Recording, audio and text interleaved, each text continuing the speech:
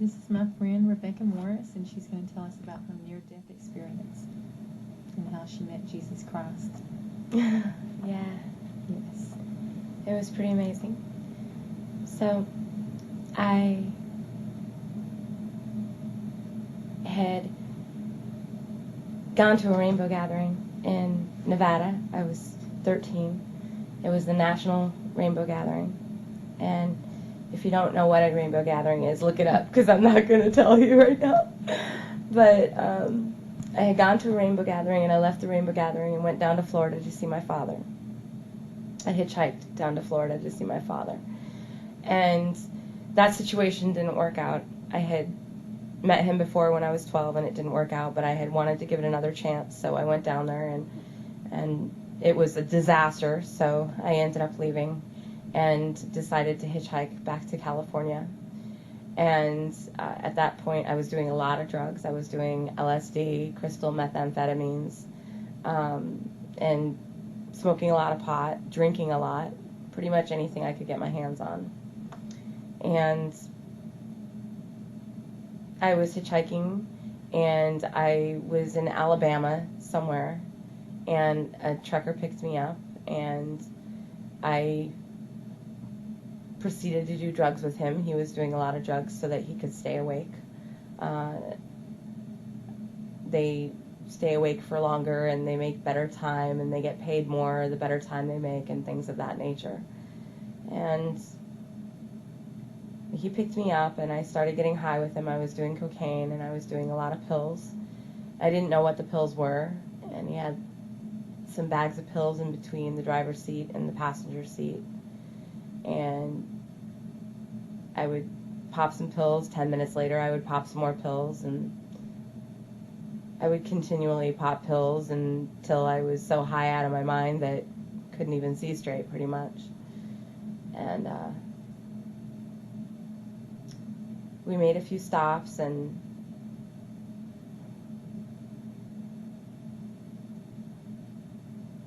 we bought some tapes to play in his cassette player, and I bought an Amy Grant tape.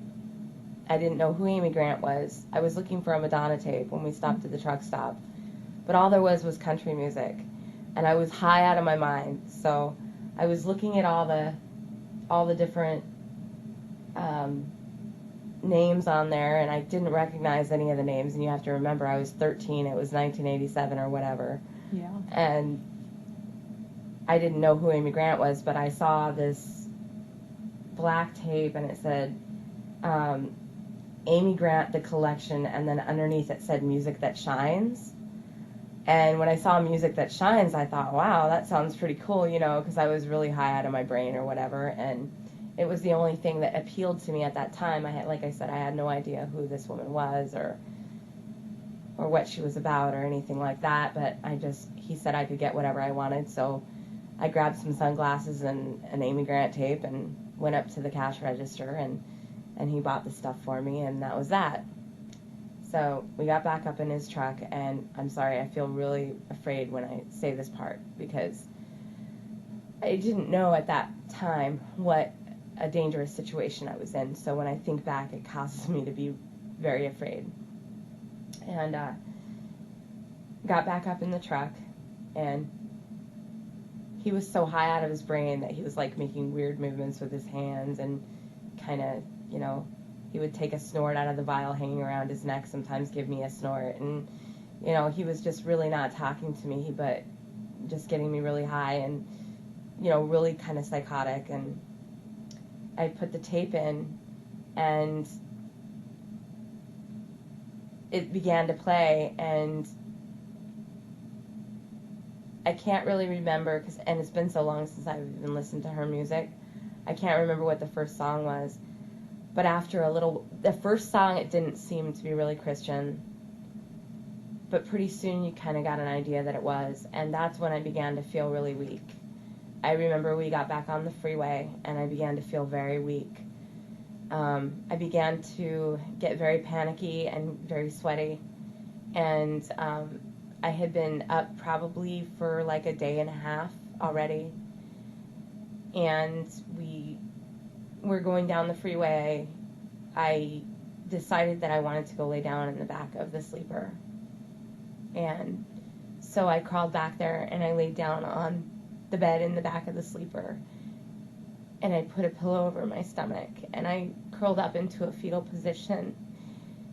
And I felt something inside of me snap. It just snapped. And I can't say that I went to sleep because I didn't really go to sleep. But it was like I kind of left. And all of a sudden I was in a really, really dark place. It was so dark. I was aware, and it was so dark. I opened my eyes really wide and looked around me to see if I could see any light at all, and there was no light anywhere. And I looked all around me. I couldn't see even a shred of light, and I was so frightened. And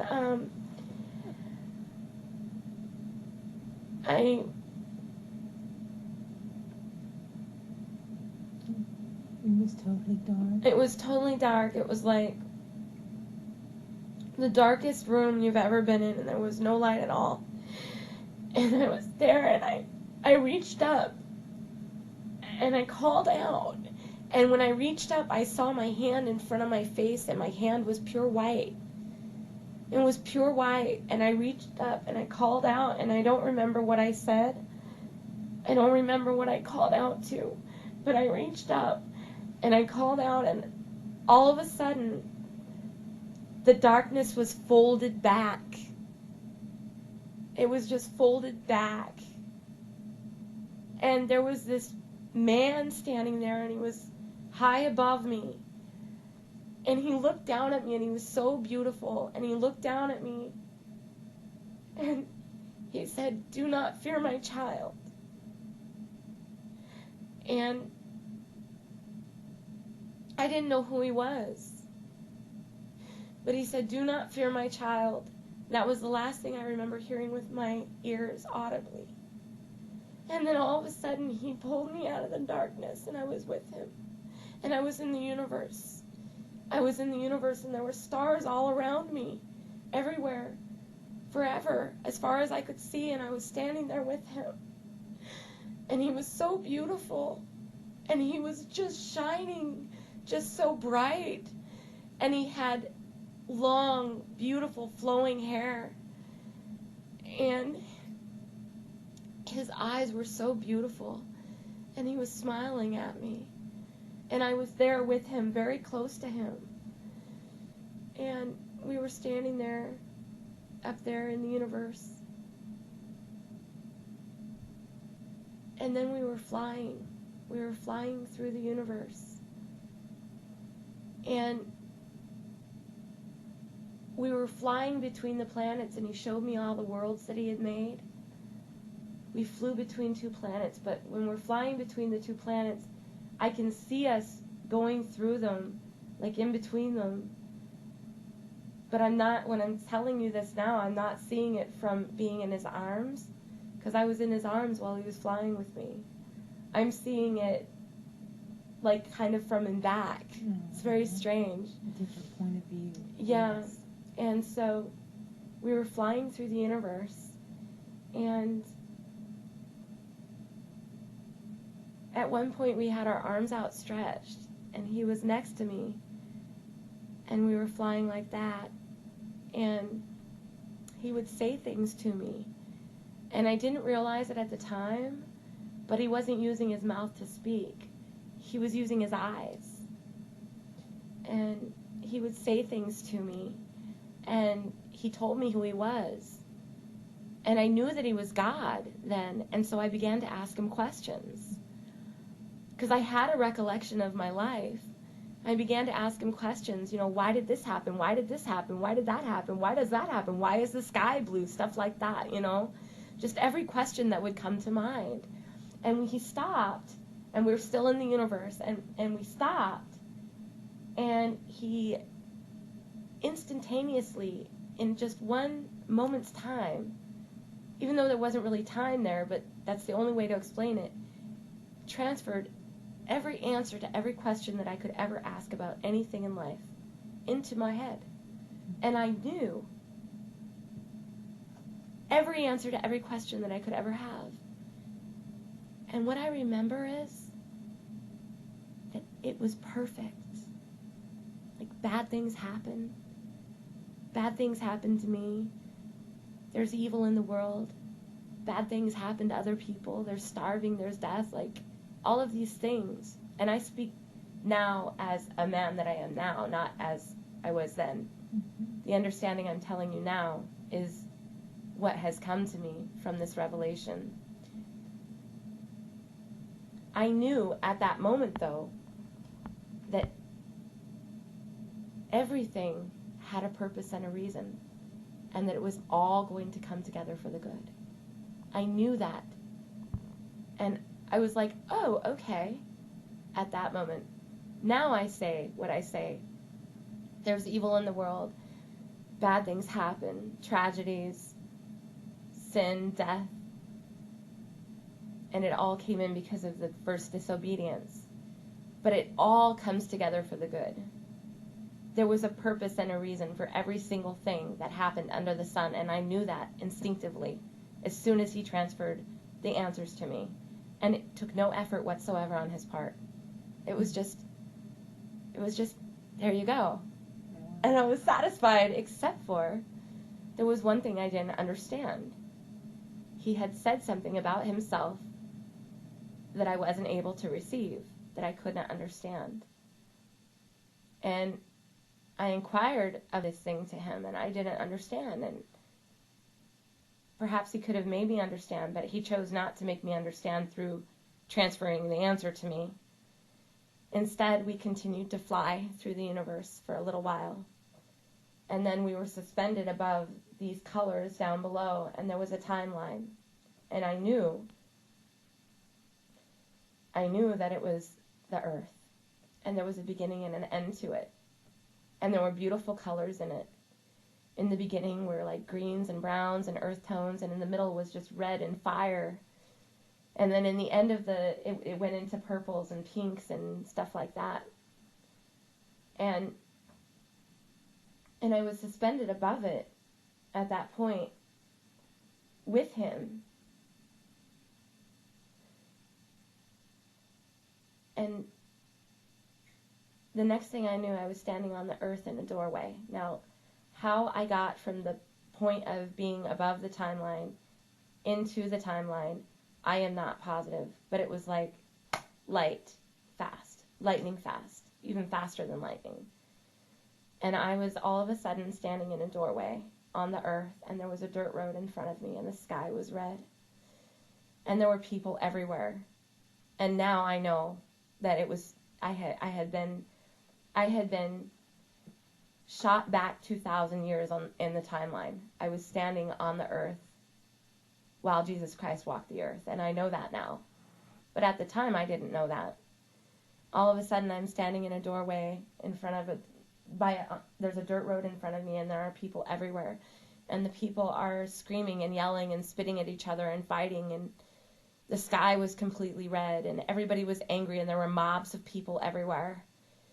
And like all I know is like all of a sudden I'm standing in this doorway. Now, when I was standing in the doorway, I didn't have a memory of just being in the universe with God. It was like I was standing in the doorway, and then it started from there. You know what I'm saying? I didn't like suffer the knowing that I had just been up there, and then all of a sudden now here I am. It wasn't like that.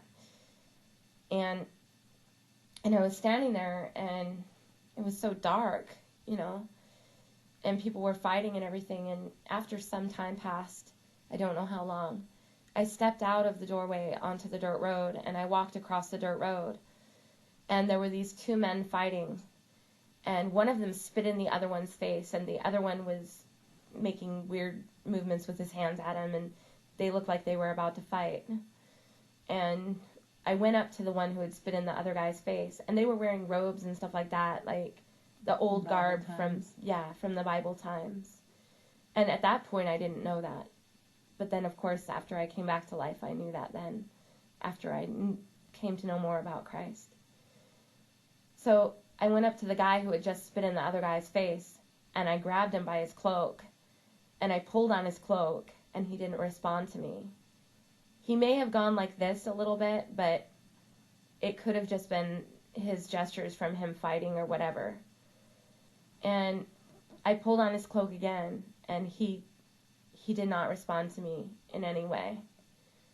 And so I left him, and I think I had said something, to try to get his attention, and he didn't pay any attention to me.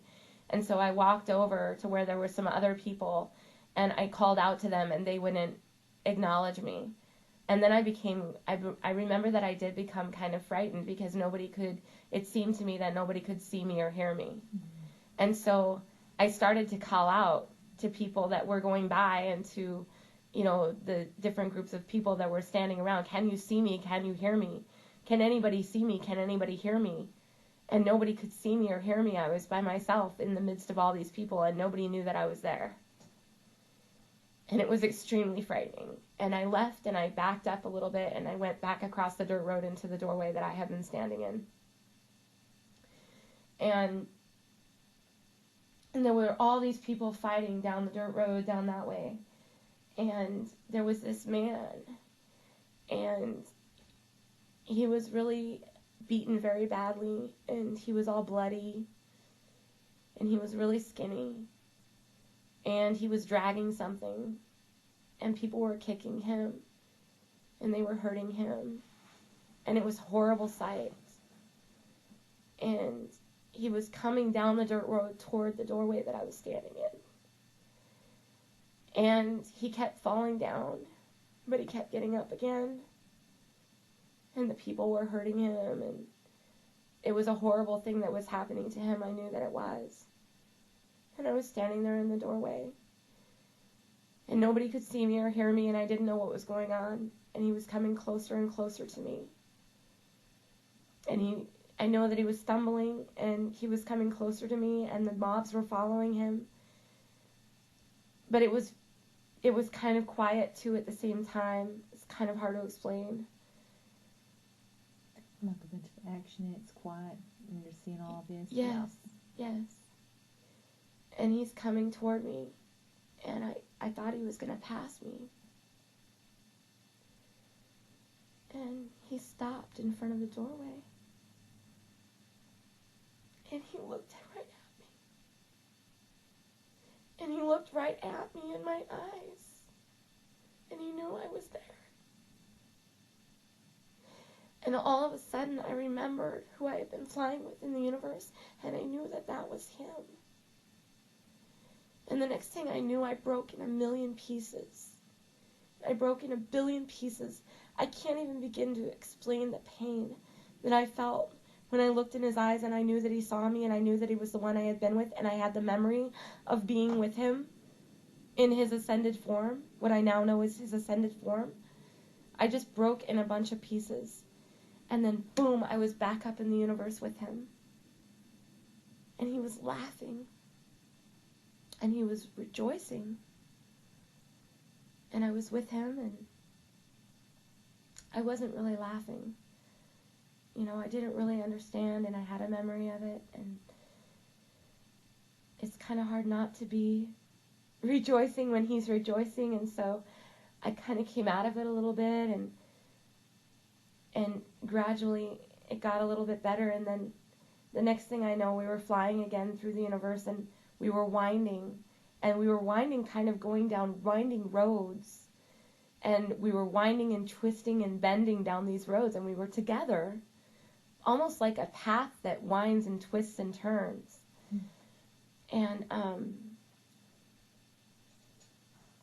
then we were, after that period of time, and I don't really know what that was about, but after that period of time, we were standing there together face to face, and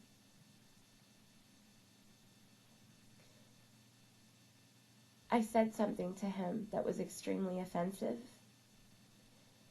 And we were standing face to face, kind of like if you were like a foot or foot and a half closer to me. His face was right there by mine, in front of mine. and I said something that was extremely offensive to him. And so say that's me and that's him, right? All of a sudden, we were separated, and he went this way really fast, and I went this way really fast. It was like his entire being just went that. It was so offensive what I said to him. His entire being went backwards away from me, and my entire being went backwards away from him. And then I was in the sky. I was in the clouds, in the sky, on the earth, like, but up in the sky. And there were billions of people all around me as far as my eyes could see, and I had this really tripped out sight where I could see really, really, really far, like I could see into eternity. And I was in the sky, and I looked behind me, and just innumerable amounts of people coming toward me, and they were all flying and laughing and dancing toward this light in the sky. And he was there next to the light with his arms raised in the air, and he was laughing so hard, and he was so rejoicing and joyful, and all these people were going into the light, and then they would go on to the other side into golden bodies of light. And I was just standing there as this was happening, and then these people were going by me, and I was just standing there in the sky, and I was looking up at him, and he was looking right at me. And when he was looking right at me, he made me to know something. And I looked around me, and I looked at all the people as far as my eyes could see, and I knew he had me know that as he was looking me right in my eyes, that he was looking them right in their eyes too at the same time, all of them. And it was really a trip, and I was like really like waxed out by that, you know. And so this went on for some time, and there was music, and everybody was happy, and everybody was joyous there, and I was just kind of checking it out. I was just standing there as they went by me, and then he said something to me, and I didn't know until many years later what he said to me. And the only reason I know what he said, what I said to him and what he said to me, the two things I didn't know for many years, was when I actually got more intimate with him, and he did reveal to me what was said. And through confirmation and things like that, I know what was said, and I will tell you after I'm almost done now with the near-death experience. So I was standing there, and it was just the most beautiful thing you've ever seen. And then he said something to me, and then just with a rush that I can't even describe, I went backwards through all of the people. I went backwards, and then I came to in my body. I became aware of my body. And I had to peel my eyes open because they had sealed themselves shut. And I left the sleeper part of the truck, and I went up to the front, and I saw my face, and for some reason he had a visor all the way along the inside of his truck, but there was no back window to be able to see out, so I don't know why he had that there, but I looked up in it, and my face was pure white, and my lips were blue. And at this point, I had been out for quite some time, and I tried to get his attention, and it seemed to me that he had forgotten I was in the truck. And so I touched him, and he really freaked out. He didn't realize I was still in the truck. And I kept on asking him, you need to pull over, you need to let me out. But it was like I couldn't speak English. It was like the words I was saying weren't English. It was like I was speaking another language. And I just kept telling him, you have to let me out. You have to pull over and let me out. I was so afraid. And he pulled over, and I opened the door of the truck. He pulled over under an on-ramp, and I opened the door of the truck, and I jumped out, and he threw all my stuff out onto the side of the freeway, and I ran up underneath the on-ramp, the overpass by the on-ramp. And I ran up underneath there, and I just cried. I just cried. I didn't know what had just happened to me. You know? What had just happened to me. And what was I supposed to do with something like that? You know what I mean? Yeah. I mean, I was only 14, you know, and I was a street person. I was a street walker. And so I don't really remember a lot over the next 6 months. I know I made it back to Hollywood, and I know that I kept doing drugs. But quite a few miracles happened to me after that. And I'm not going to go into the rest of my testimony right now, because I really feel like what ended up happening after that was I tried to tell everybody what had happened to me, and nobody would listen to me. People didn't believe me. They thought I was crazy. And so after a few years, I quit talking about it. And now, over the past 15 years, I've only talked about it maybe 3 times. And Julie, the other day, was probably the first time in a very, very long time that I've spoken about it. And now this experience of talking about it is much different than the experience the other night. The other night, I didn't feel all the fear, the memory of the fear and stuff like that. Yeah. It was like when I was talking to Julie about it, I was really on fire. I didn't feel vulnerable. I didn't feel all the feelings that I felt then, and for some reason now I am, and so I feel like it's really taken a little bit more out of me than it did the other night. So I think that I'm going to be done soon, but I did want to tell you what was said between the Lord and I when I was with him, when I died. After he had shown me him being led to the crucifixion, and I had been back up in the universe with him after the winding paths and things like that, I had said to him, "You would die for them?"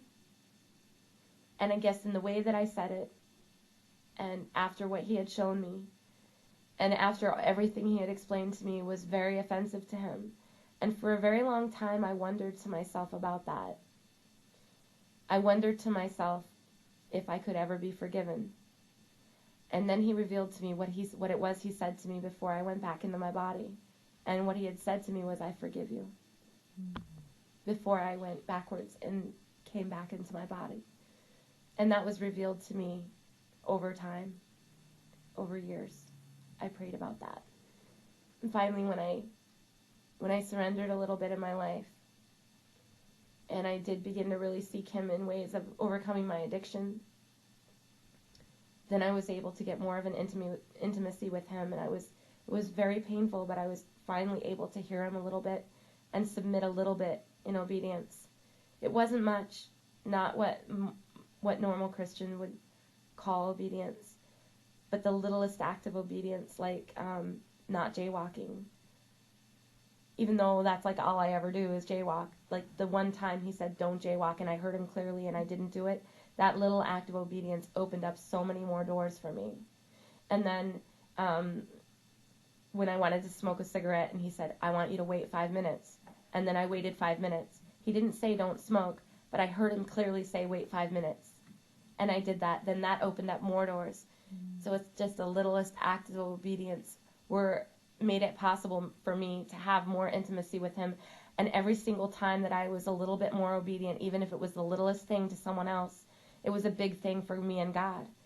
And so his voice got louder and it got louder, and pretty soon it was a louder thought, not just a still small voice, but it was a louder thought, and it was an intuition, and I fell more and more in love with him. And pretty soon, even though I thought he was rejecting me for a very long time after that, I was compelled to continue to seek him. And so, and how have you sought him now since then? How did you start seeking him? Well, you didn't know about Jesus or the Bible really when all that happened. No, you didn't I didn't even know who he was. No. I had, when I was like 5 years old, I had gone into a Sunday school class, and they said the little prayer where you say, "Dear Jesus, please forgive me of my sins and come into my heart." Mm-hmm. I had said that prayer when I was about 5 years old. But by the time I was 11 years old, I was a child prostitute. Mm-hmm. So I had already been corrupted in that way so much that little experience when I was 5 years old, perhaps it was enough to turn my entire soul white. I don't really know. Maybe I guess later on I came to find people telling me that if you're a child below a certain age, that you're under a period of like, you're not accountable, or you're under a certain kind of grace. And so perhaps I wasn't at that point yet where I was being held accountable for my own choices. I don't know what the cutoff point is, though. And because I had been so abused, and I had already become an alcoholic and a drug addict way before I was 14, I might have not been as grown up emotionally, and God may have known that, so he was able to show me some stuff. I'm not sure. But so. And how did you start learning after that happened? When did you start getting to read or find out who Jesus was? Or, I mean, how did it start coming to you? Well, I made my way back to Hollywood. Like I said, the next 6 months is really difficult for me to remember. I know that I saw him in Scientology. I went to the Scientologist because they looked like they were religious or whatever, and I went in there, and that didn't work out. You know, it wasn't who I was looking for. I didn't find him there. And I went back to Hollywood, and I was working on Sunset Boulevard. I was selling my body. Mm-hmm. And one night I was walking up Hollywood Boulevard, and I was at Hollywood and Highland, and it was by the McDonald's there. And there was a pantomime group standing out in front of the McDonald's. And the guy was all made up in white makeup, and he had this, like, you know, pantomime, and I had never seen pantomime in person, I don't think, at that point. I was pretty intrigued. So I stopped, and I was watching him do his pantomime there in front of the McDonald's, and there was music playing, and the music turned out to be about Jesus. Mm-hmm. And I was very, very intrigued by it. And I was actually on my way to go continue doing what I do, and at that point it's sin, right? Mm-hmm. But I stopped, and there was an entire team of pantomime people, and I went up to the one lady and I asked her, "What are you guys doing, you know?" And I was like, and they were telling me about Jesus and stuff like that, and about the Lord and everything, and I knew what they were talking about. It was weird. I was like, I knew what they were saying to me. Wow. And I was just like, wow, that's awesome, you know? And I told them about my life, and I told them that I had met Jesus recently. Remember I told you that I started to talk about it a lot after it happened. So this lady was pretty intrigued with what I had to say, and she invited me back to her hotel room for a place to stay and a shower and a good meal for the night and stuff. And so I agreed to go with her and her team of pantomime people from Minnesota. They were from Richfield, Minnesota. And so I agreed to go with them to their hotel. So they took me back to their hotel room. And we talked and stuff, and I spent the night with them, and they invited me to go back to Richfield, Minnesota with them and live in the women's house for the women in the team. It was called the Manse. And they said that I could possibly do an apprenticeship and become a part of their pantomime team. And so I said yes, and I said that I would go with them. And I flew to Minneapolis with them, and I went to the Manse, and I began to practice pantomime and stuff like that, and I got a job as a waitress in Richfield at an Embers restaurant on Penn Avenue. And I had my very first job that I ever had in my life as a waitress. And unfortunately, it's not as easy to get away from the devil as that. So the cook invited me out in back of the restaurant to take some swigs off of his bottle. And I think I had about like maybe at that point, maybe a month and a half sober. And I had a little job, and the Lord was trying to deliver me. And I went out in the back of the restaurant, and I ended up drinking with him. He was probably like 35 or something like that. And I ended up drinking with him, and I got really drunk, and I started drinking again. I lost my job, and I'm a blackout drinker, so I ended up losing my opportunity there at the Man's, and I got kicked out of the ministry for drinking. And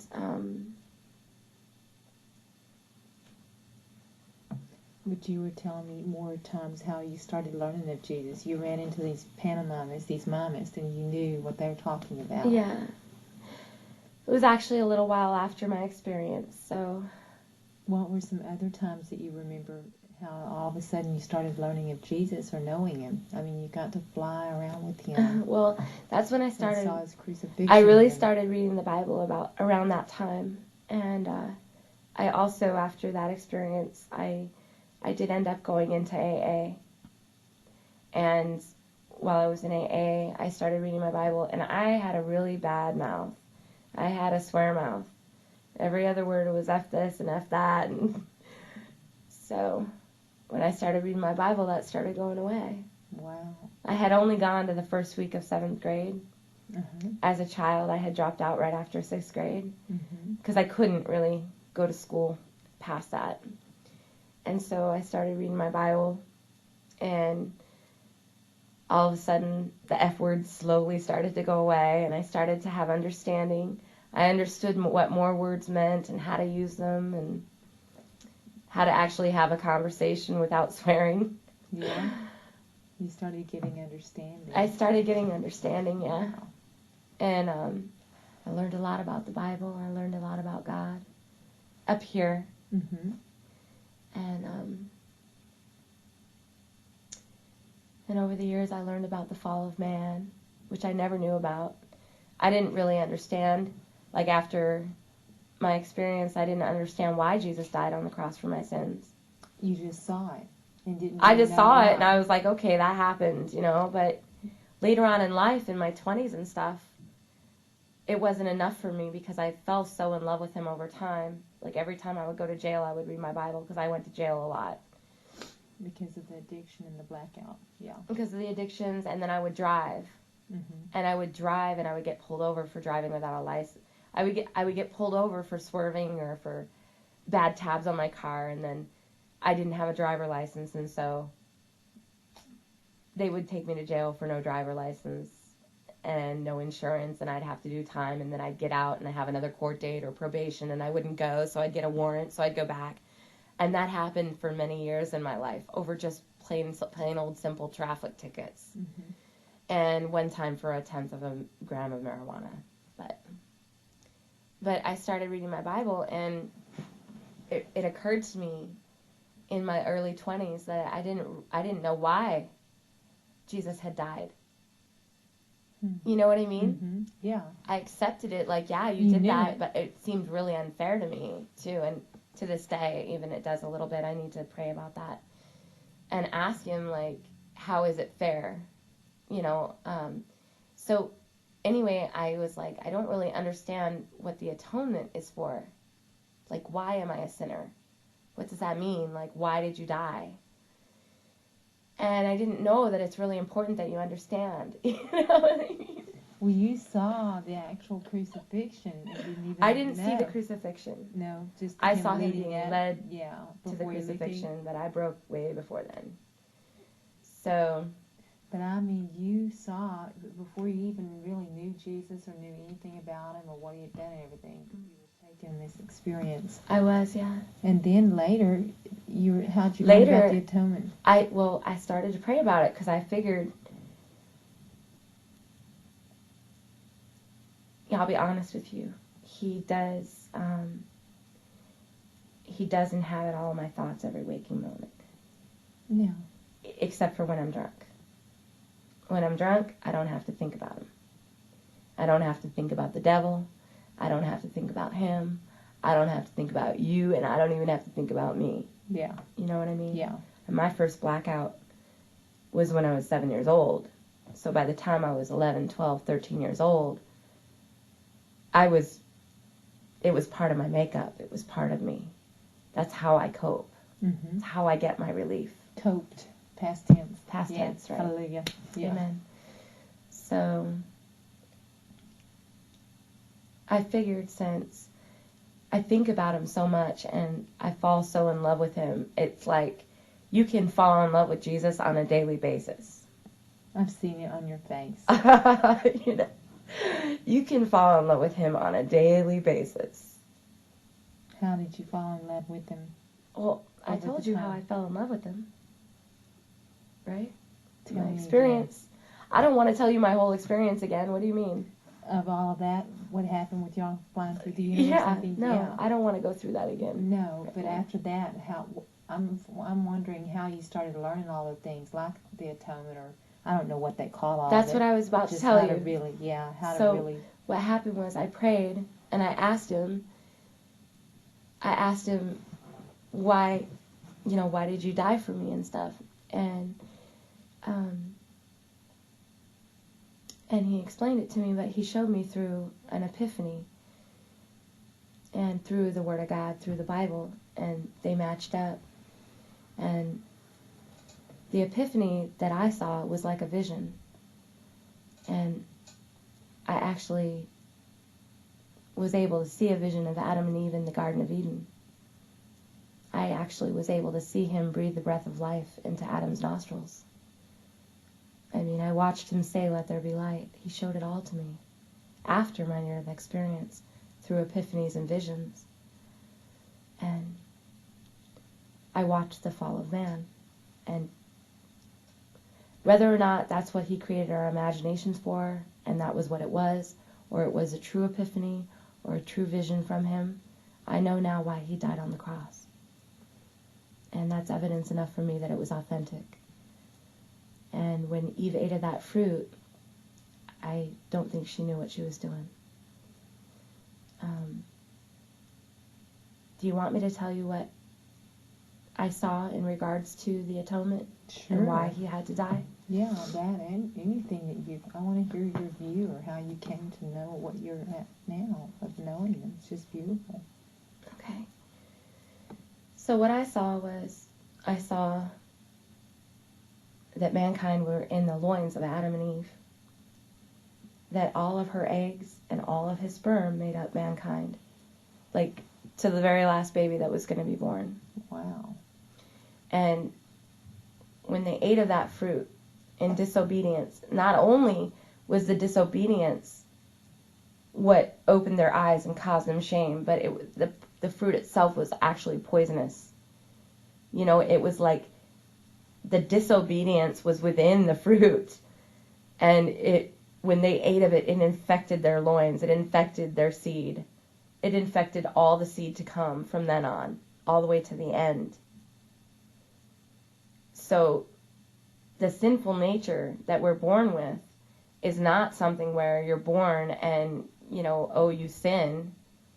From what now, if I need to be corrected, I am totally willing to be corrected, because I've never had anybody tell me, no, that's not scriptural, or no, that's wrong. But this is just what came to me through my prayer and my seeking as to why that beautiful, perfect person had to die. And that disobedience went into all of mankind and infected the seeds within them. And the sinful nature we're born with, it's a part of our cells. It's kind of like when a person has cancer, really, really bad malignant cancer. And if I were to get pregnant and all of my cells are infected with cancer, and I shouldn't be getting pregnant, right?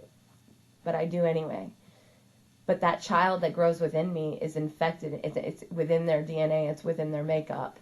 That cancer, not only the cell, but the cancer itself is within them, and that's why we age. That's why we get sick. That's why we have disease. That's why we sin. And we don't know until we meet Christ, or until we hear about him. And so anyway, then that baby is born completely infected with cancer. And the sinful state is like cancer in that way, from what I have seen and the epiphany that I had. And I'll tell you the truth, that it wasn't even until 6 months ago I had this epiphany years and years ago. Probably, I don't know. I don't even know how many years ago, but over 7 years ago. Over probably 10 years ago. And I didn't even know. Wasn't even aware of my actual sinful state on a conscious level until 3 months ago, when I was calling out to God yet again, because that's who I take refuge in. He is my safety. I do take refuge in him. He does hold me in his arms, and he is my cuddly heavenly Father, regardless of what other people say. Okay? And nobody can take me away from him.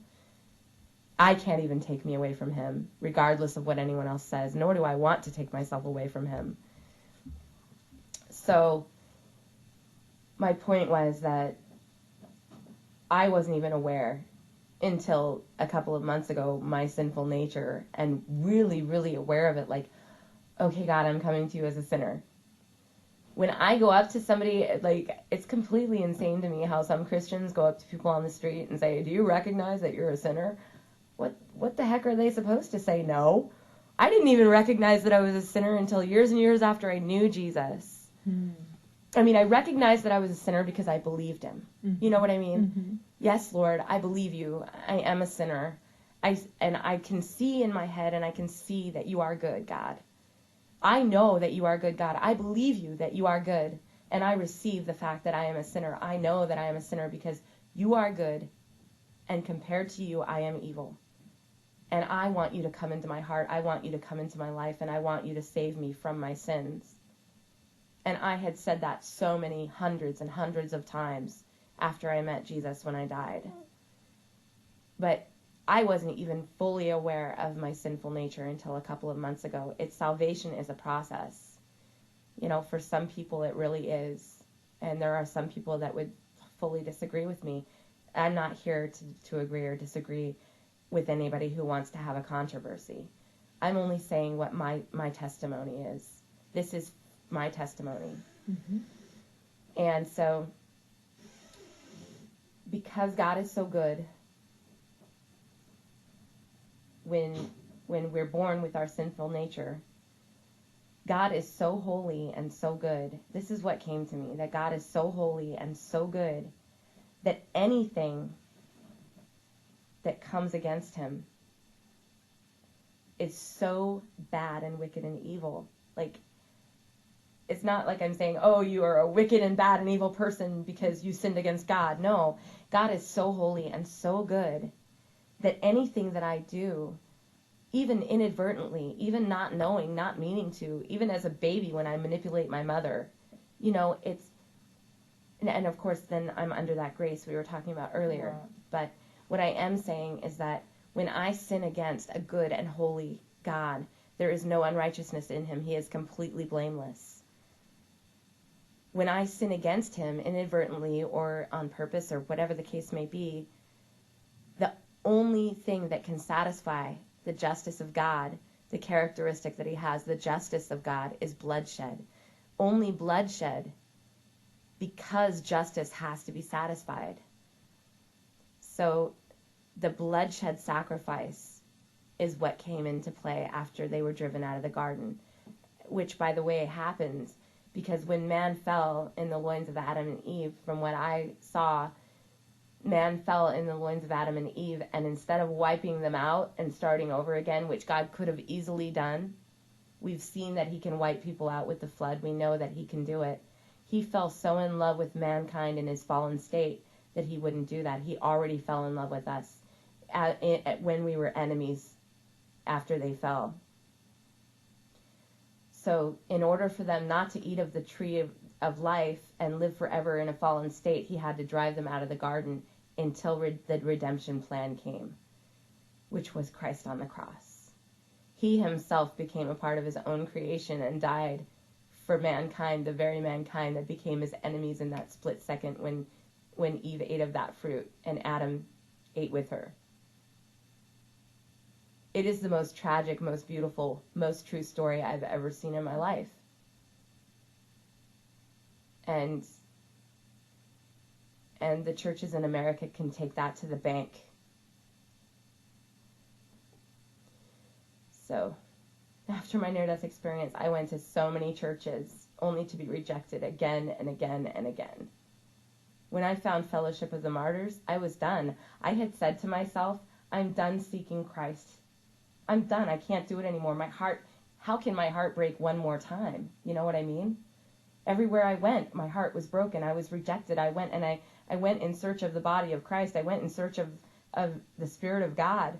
I went in search of someone to take me in and to bind me up and heal me and to be the hands and the arms of Christ. And everywhere I went, I was turned away again and again and again as a child seeking Christ in church all throughout my life. When I found Fellowship of the Martyrs, I was done. I had rented a room in Seattle, Washington 1.5 years ago, and I was living with a person that, you know, calls God the good Lord, and that's all there is to it. Like, he doesn't talk about Jesus. He swears all the time. He punches holes in the doors.